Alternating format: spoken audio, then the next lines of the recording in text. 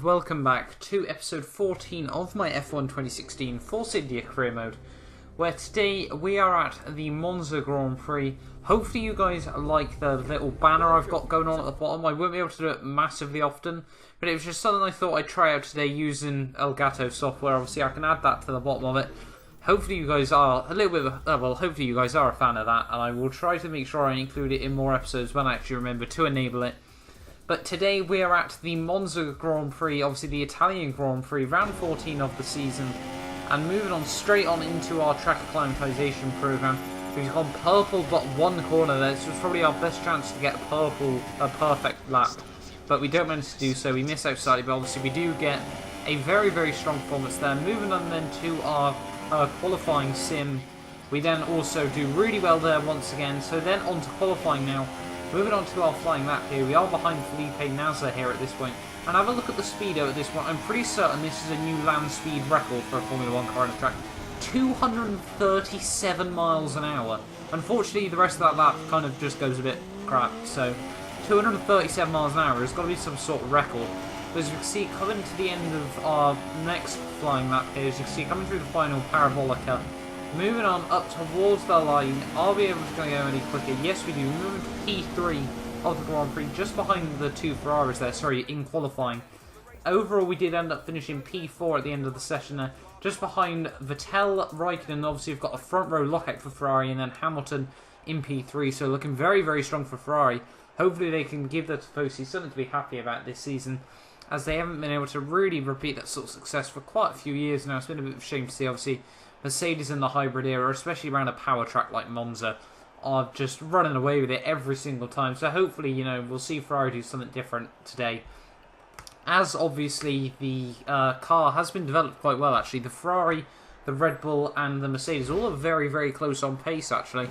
There's no surprise if any of them win any single Grand Prix at the moment. But moving on now into our formation up there, as you can see, we have been fiddling around with the strategy slightly.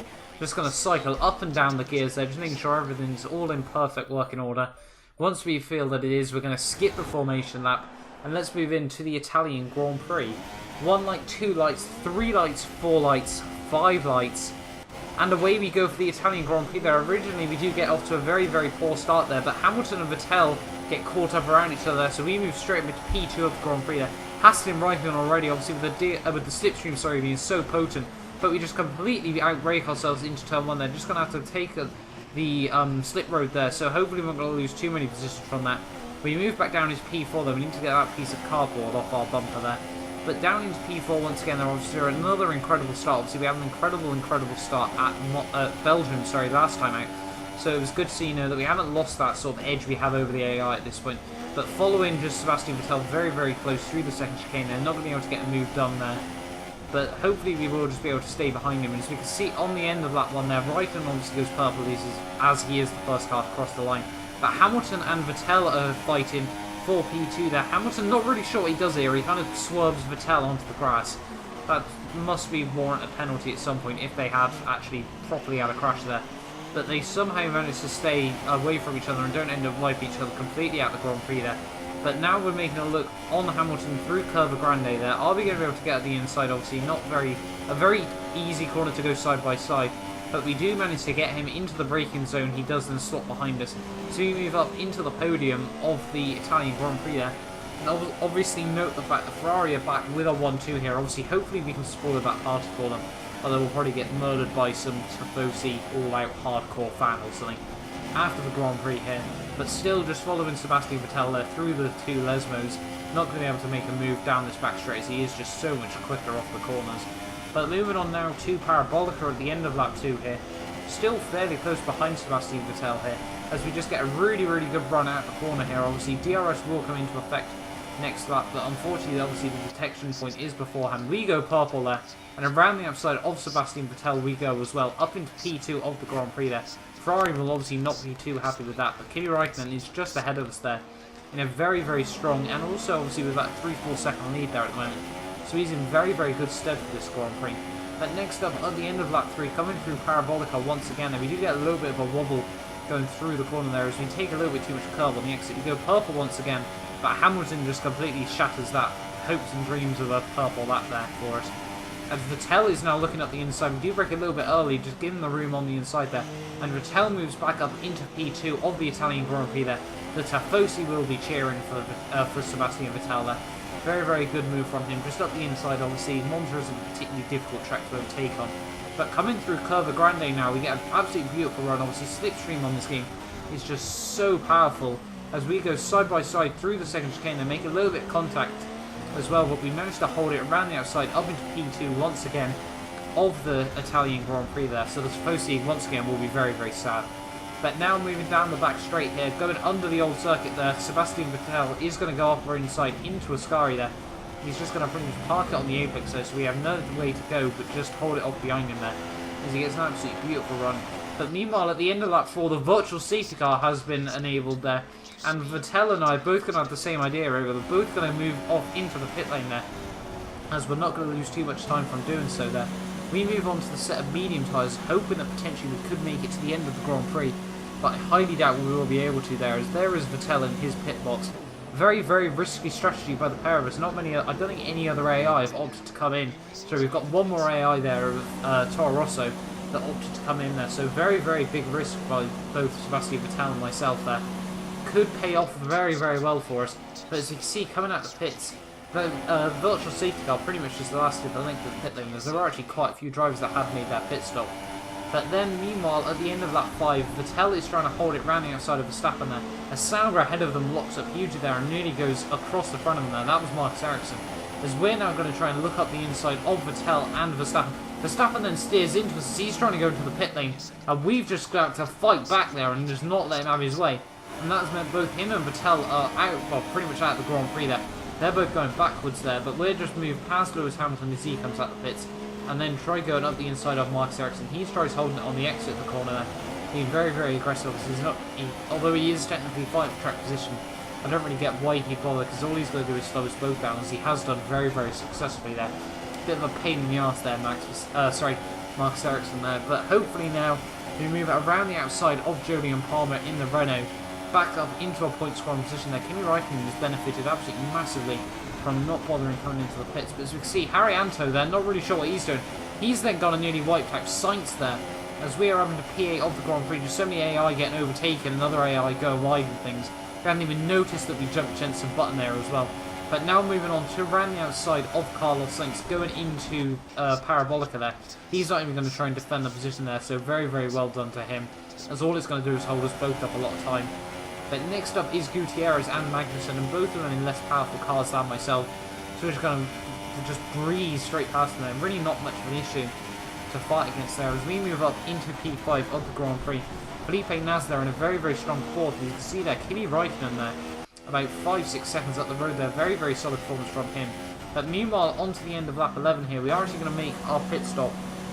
Once again there, onto the medium set tyres. Hopefully, I'd say our last stop of the Grand Prix there. As you can see at the top left hand side, what position are we going to come out the pit lane in? We move up into P8, but are there any AI coming down the road? No, there's not, so we hold our P8 there. Meanwhile, on the next lap, obviously a few more drivers have decided to come in and make their pit stops, so we move back up into P5 of the Grand Prix. And next up on lap 14, we've got yellow flags here. Not really sure what that's all about. There's one of the lower AI. There we go, there he is. Couldn't work out who that was as we fly by. But next up is Romain Grosjean. He's up right behind Lewis Hamilton there. So Grosjean doing very, very well for himself at this stage of the race in the Haas car. Obviously with the Ferrari power unit, it probably is a little bit down on power in comparison to the Mercedes counterparts, as we just breeze past him there. Next up is Kimi Raikkonen, sorry, not Lewis Hamilton there. My eyes are completely gone, as we hit 235 miles an hour there, coming down the front straight. But Kimi Raikkonen is just going to be able to defend the position through turn 1. Obviously the Tifosi will be liking that. Kimi Raikkonen defending from our Force India with obviously our Mercedes power unit. And the power unit is so crucial here. As we see, Rosberg goes purple there as well, just emphasising my point. But we move up around the outside of Kimi Raikkonen into the second chicane. He's going to try and defend it through the first part, but he's not going to be able to make it stick. As Vettel there goes purple. But that has meant that at this stage of the Grand Prix, Force India are heading up a 1-2 race at this stage of the Grand Prix. Perez comes in for another pit stop there. So he moves down into P3 of the Grand Prix on his set of soft tyres. But now onto lap 21 here, we just don't have the tyres to get to the end of the Grand Prix. So we have made definitely our final pit stop of the race here. Kvyat, I think, may take the lead unless he decides to file into the pit lane as well. which I think he might actually end up doing so as well. I can't really see it on the small little map there in the bottom corner. But as we come out of the pits, obviously on the super soft tyres, we do have a huge advantage over the AI. Kvyat moves up into the lead, so he hasn't come through the pits. As Perez moves up past us as well, so we move down into P3. Are we going to lose any more position? We've got Lewis Hamilton down, but coming past us, he will get the position as well as he moves up into P3 at the Grand Prix. But obviously we're just on so much quicker tyres. We have to take avoiding action from Hamilton there though as well. It's a bit of a disappointment for us there, but that means we're going to have to take the slip road for the second time at the Grand Prix.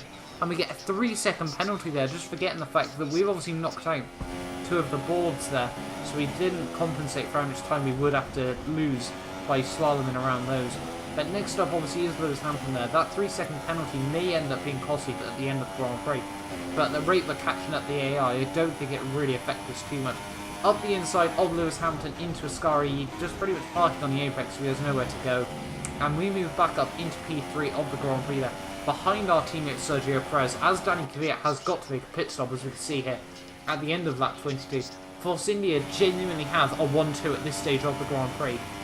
And that is absolutely incredible for ourselves. Meanwhile, moving on to the end of lap 24, as you can see, obviously we are closing in on Perez.